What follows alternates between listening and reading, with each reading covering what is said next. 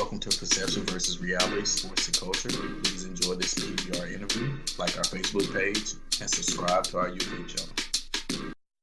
All right, welcome to PvR Sports, where we have another interviewing session.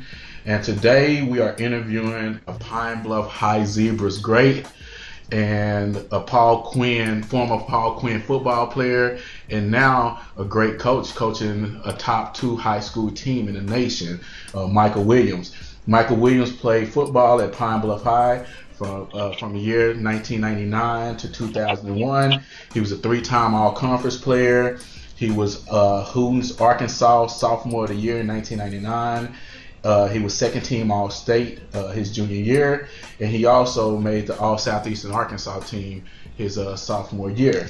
At college, with Paul Quinn, Michael Williams played running back for 2 years. His sophomore year, he had 1,300 all-purpose yards and 4 TDs, 900 rushing, 400 receiving. And after that, he got his degree. Unfortunately, players Q-Dog. Players don't make us Psi. And he became a coach.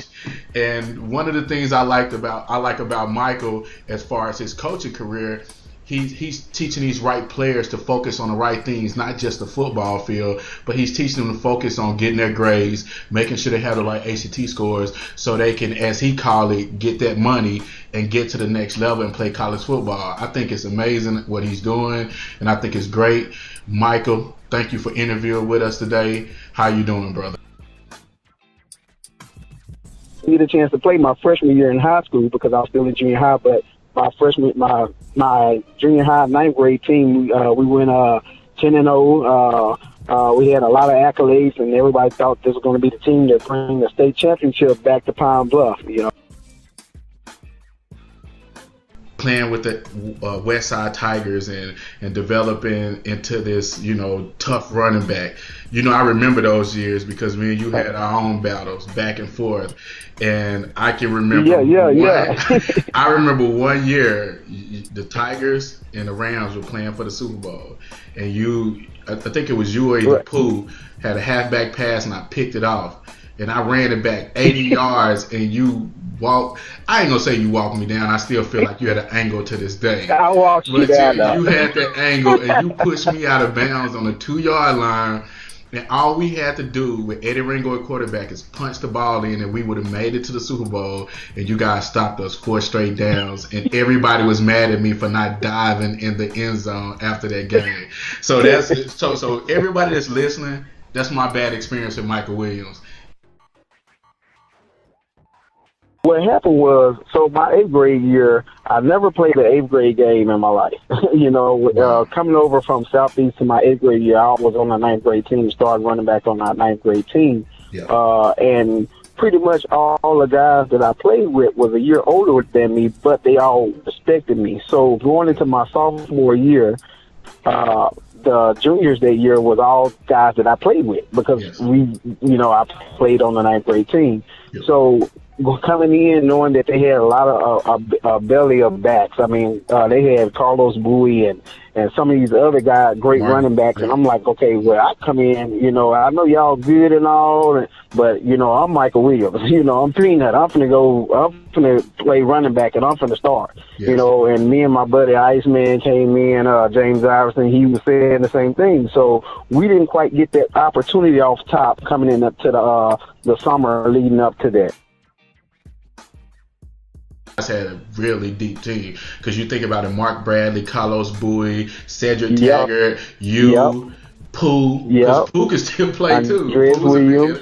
I forgot about Andreas. Jonathan Goins. Man, you guys had a stacked team. That team. We were really stacked. So now you're this superstar sophomore.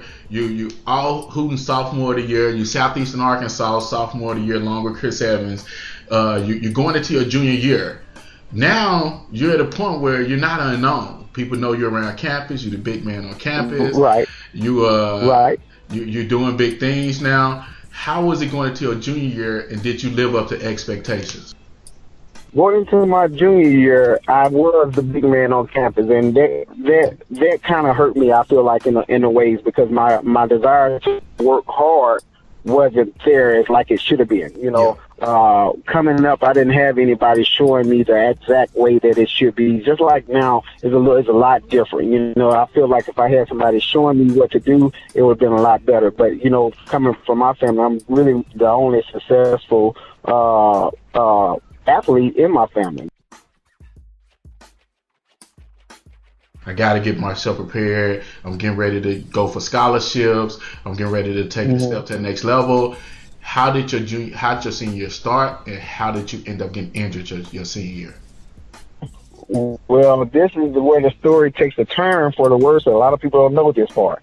The story took a turn for the worse because the leading up to my senior year, probably right after when school was getting ready to get out, we used to have these fights with these guys at Washington Chapel all the time. And this time it turned for the worse. It was a lot of, I don't want to discuss it all the way extensively, but there was a lot of stuff involved to the point where I actually had to move away from Pine Bluff the summer leading up to my senior year. Oh, I got it. I had left that whole summer leading up to my senior year. I spent time in Forest City. It's actually this little town outside of Forest City, Arkansas, called Madison. 6-0 rolling, and we were picked to pretty much go to state that year. I got back around the fourth game. I kind of started feeling like myself. Fifth, sixth, seventh game of the year, Iceman got hurt, and pretty much I carried the team on my back. That was my best rushing career, best rushing game that season. I carried the ball 30 times for 270 yards against Texarkana. This is my favorite part of this story because I honestly like what you've been doing coaching. I know you and I don't talk often. We don't. I inbox you sometimes, let you know how well you're doing with coaching. But I've been watching your process on social media and watch how you've been doing with different schools. Tell me about how you got into coaching and just give us that spiel. Let us know how you got started and what you've been coaching and how it has changed your life.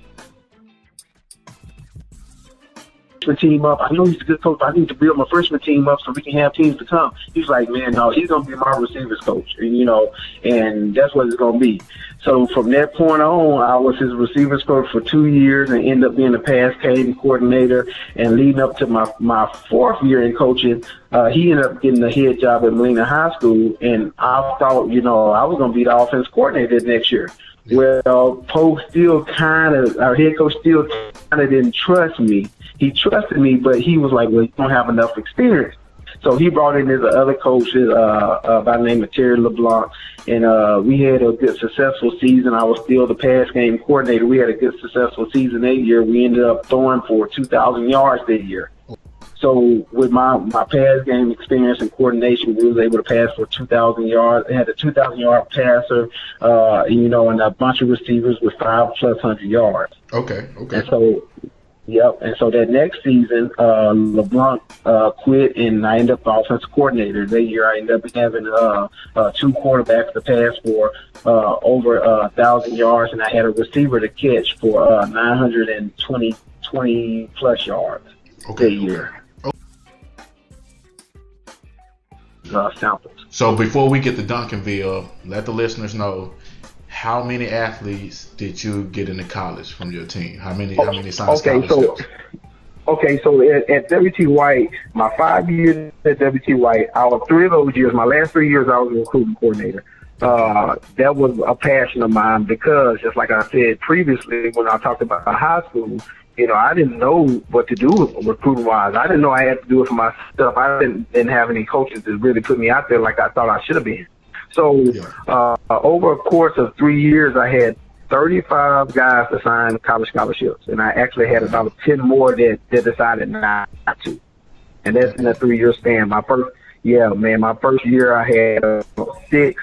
But then every year after that, I had 12+. As a matter of fact, my last year at W.T. White, we went 0-10, and I had 16 guys who were eligible to sign college scholarships. Years ago, with my receivers, they're called Get Money Crew. Yes. When I say get money, we're talking about getting scholarships. Yep.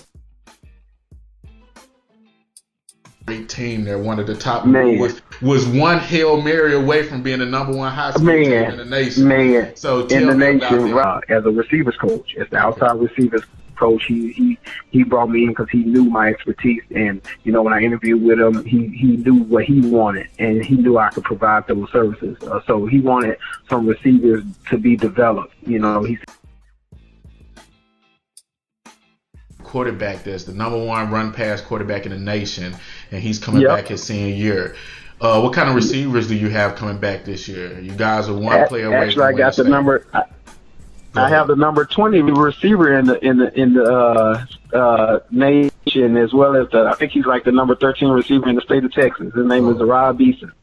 Okay, Rob Beeson. So you go to Twitter, he be doing work, he be putting in work on Twitter. But I got these other guys that's unknown. I got two kids that's Lone Star top 20, top 100 receivers, Tony Lacey, and Rashad Hood.